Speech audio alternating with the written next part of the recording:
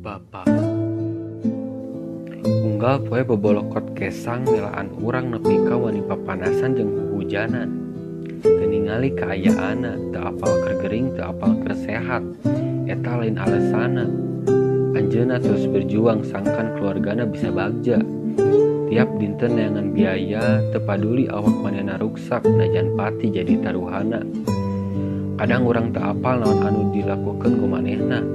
Tapi eta kabeh bentuk kanyaahna, sangka nasib jeung ilmu urang bisa leuwih luhur ti manehna. Tapi urang anu jadi anakna sok kadang ngalalaworakeun kanyaahna. Anjeunna toloba pamenta, komo mah ngenta harta jeung banda.